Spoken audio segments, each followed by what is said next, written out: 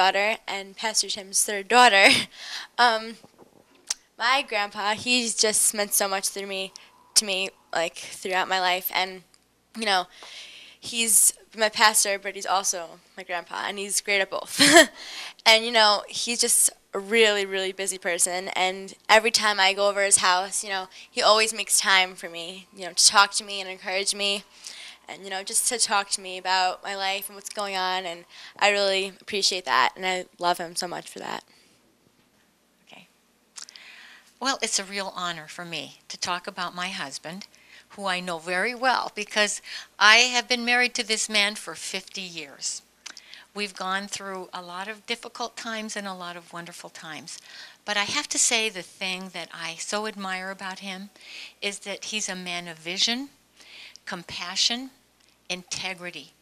And I've seen him where other people haven't seen him. He's a man of prayer, a man who cares about the community, not only our church.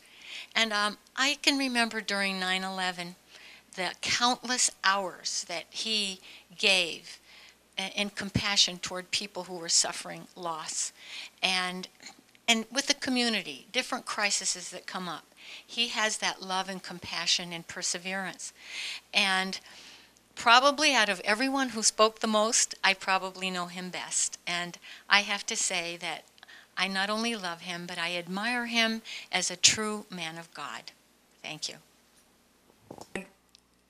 I'm very privileged to share something with you of my appreciation for you on this special night. First of all, my regrets that I can't be here because I'm out of town, as you know, but I'm glad that we could do this by way of videotape. When I think about you, Dad, I think about someone who just really has a heart for people, and you want to see them come to be spiritually transformed, and that you understand that so often that has to happen through doing things in the community that help people to bridge from a physical need, an emotional need, into that spiritual need that they have for the Lord. I know what it's meant in my life to see you as an example through the years, and as I think back, the thing that comes to my mind right off the bat is when we ministered together right after 9/11.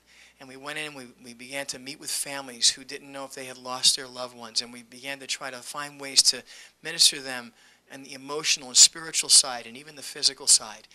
I just appreciate, Dad, that you think outside the boundaries of our own church. You have a love for those in the community. You also know your limitations. You know you can't do everything, and so you know that there are those that God has gifted in the community. Many of them are here tonight that are being honored, that have special gifts, and that you've been in so many ways an encouragement to some who are here tonight and others that are not here to try to do the work of God and express the love of God in a tangible way in the community.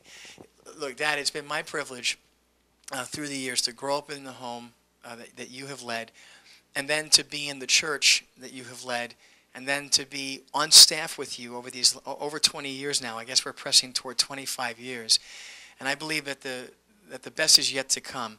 There's so much more that needs to be done. The song that we sang this past Sunday, "You're the God of the City," and the chorus says, "Greater things are still to come. Greater things are yet to be done in this city." And I know that God still has a very important role for you as someone who is older now, more mature in the ministry, that you become an ongoing example to those of us who are younger as we seek to do what God has called us to do in the community. So, Dad, I love you. I thank you for what you've done to this point, and what God, and I'm thanking you ahead of time for what God is going to do through your life in the years to come as He gives you strength and grace to accomplish it. Love you very much. Let's press on together.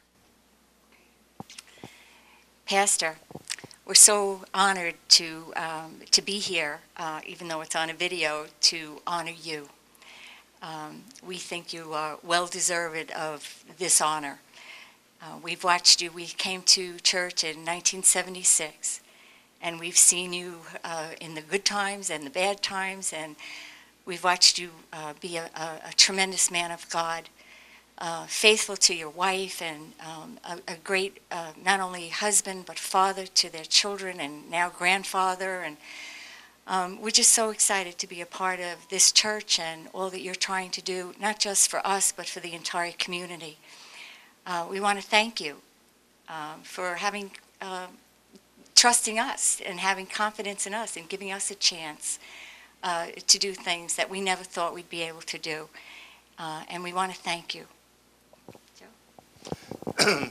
And Pastor, we just thank you for being a man of integrity, a man that has followed Christ, a man that's been an example not only to me and my family, but to many others around our borough and out of state of New Jersey. We just honor and thank you for that, Pastor McAldo. And I not only consider you my pastor, but also one of my best friends. And I thank you for that.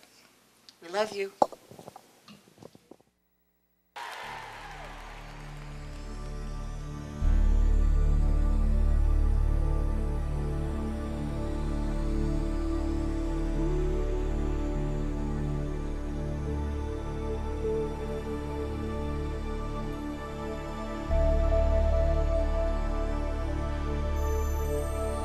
Hear the sound